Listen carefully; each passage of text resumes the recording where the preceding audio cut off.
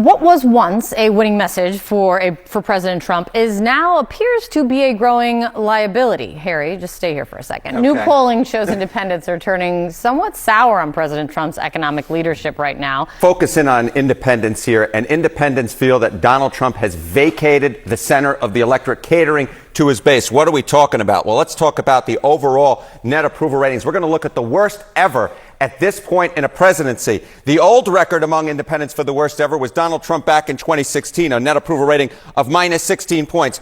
Well, Donald Trump has broken his own record here. He now holds, in this particular term, the worst ever net approval rating at this point in a presidency among independents at, get this, minus 22 points. What's up, everybody? Major Retired Richard Ojeda here, and Donald Trump didn't just fail. He stepped on his own crank, tripped over his ego, tumbled down the stairs of history, smacked his head on the Constitution, and landed face first in a steaming pile of his own bull.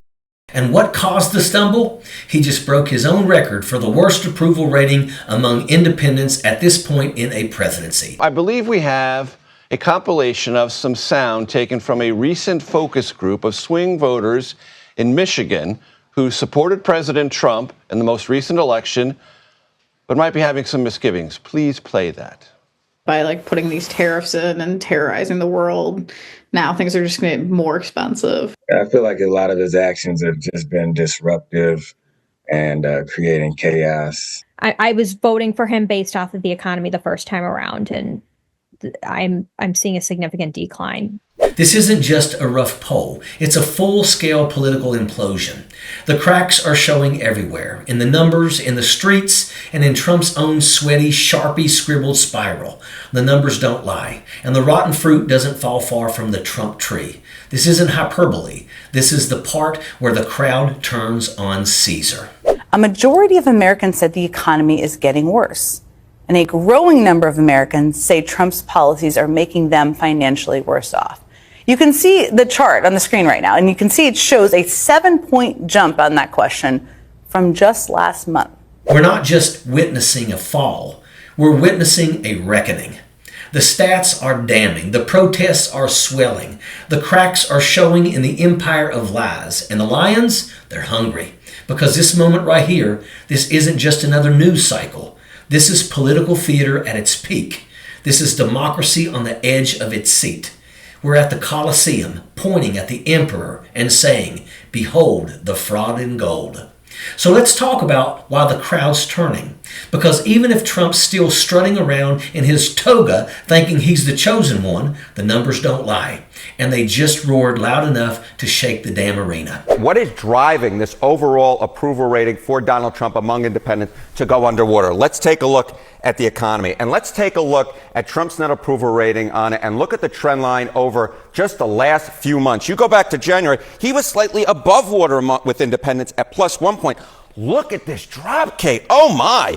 They don't like anything that's coming out of Donald Trump's right now, absent maybe immigration. But when it comes to the economy, when it comes to overall, when it comes to tariff, it's a threesome for negativity among independents. They oppose. They simply do not like the words that are coming out of Donald Trump's mouth and the plans that he is putting forward to the American public. He laid it out like a battlefield casualty report. Donald Trump is now sitting at minus 22 net approval among independents. The previous worst at this point in the presidency, also Trump from 2017. He's not just breaking records, he's breaking himself. And if that wasn't bad enough, let's zoom in on the one thing he won't shut up about, the economy. In January, Trump had plus 1 net approval on the economy with independents. Not great, but manageable. Then came the tariffs, the chaos, the smug declarations that America's getting too yippy, the stock market jitters. And what happened? 30 points down. From plus 1 to minus 29 in under 90 days. That's not a decline. That's not a bump in the road. That's a flaming chariot skidding across the marble and slamming into the statues of Ronald Reagan and John Quincy Adams. Harry Enten said it straight. There is no historical analogy to this. This is political poison. You could feel the weight of those words. And Trump, he's out there still trying to bluff like he's holding a royal flush. But here's the deal. His cards are dog-eared, stained in flop sweat, and every one of them says Made in China on the back. The independents, the swing voters, the middle lane, the damn crowd itself has turned, and they're not just walking away. They're watching, they're booing, and they're ready to watch him exit stage left. You can feel it now, a shift in the air, not just in the numbers, not just in the headlines, but out there, in real towns, in real districts, in the voices of people who were supposed to be Trump's base. They're not cheering anymore. They're asking questions. They're demanding answers. And in places like New Jersey, they're telling their would-be governors exactly what they expect. Fight back, do something, because this isn't working.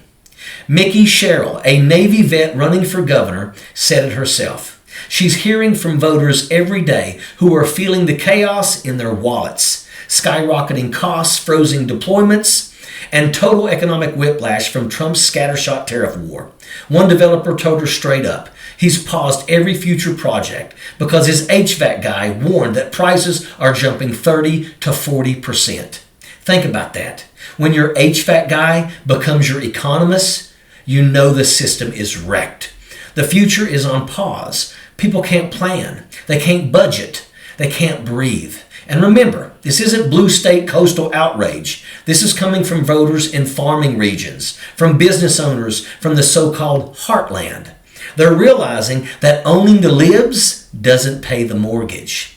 That tax breaks for billionaires don't fix potholes or lower utility bills. And all that while Trump plays emperor. These are the ones getting burned by the collapsing empire. Fed lies, promised gold, handed chaos. Now they want action. The crowd's not just pissed anymore. Now they're starting to go quiet. Because when Jen Psaki stepped up, she didn't come to play defense. She came to tell the truth, and not the sugar-coated kind. This was cold, sharp, and straight to the point. She said when aspiring dictators threaten to deport their own citizens, that's not power, it's desperation. And that's what we're seeing now, desperation in full view. And if you missed it, she laid it out with receipts. The Trump administration is already making moves behind the scenes. DHS is demanding personal IRS data from more than 7 million undocumented taxpayers. Not criminals, just people trying to live and work in peace. Then Social Security starts declaring people dead on paper so they can revoke their numbers and block them from earning a living. And then there's this. Federal agents tracking the social media accounts of students who are here legally just to find some reason to send them away. That's not hypothetical. It's happening right now. These are not slips of the pen or bureaucratic mix-ups. They're blueprints. They're test runs. They're warning shots. And Psaki said it herself. What we're seeing could be just the beginning, because all of it takes is one moment, one signature, one manufactured crisis, and suddenly those same tactics they used on immigrants, on students, on working people, get turned on the rest of us. You can feel it. It's creeping closer, not all at once, but piece by piece, like something slowly tightening its grip while we argue about what it really means. Psaki's words weren't just a heads up. They were a flare in the sky. And if you're not seeing it, well, you will. Because the next targets won't be undocumented workers or international students. It'll be journalists, lawyers, protesters, dissenters, the people who refuse to stay quiet.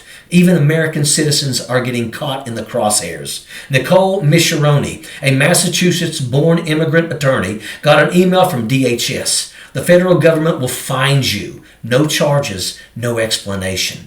And they called it a mistake. But how many mistakes like that before we stop calling it paperwork and start calling it what it is? A purge in beta testing. Because that's the pattern. That's the signal. And make no mistake, Trump isn't fumbling into this. He's planning it. He's testing it. And he doesn't care who gets steamrolled in the process.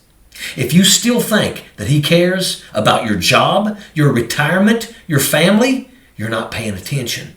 Trump didn't just fail you. He used you, sold your fears and your future to the billionaire class while you cheered him on. He could literally in your face, and some of y'all would still ask for seconds. He let 401ks collapse. He let veterans get fired. He let disaster response get gutted. Then he flew to a golf tournament with his Saudi buddies like it was just another Tuesday.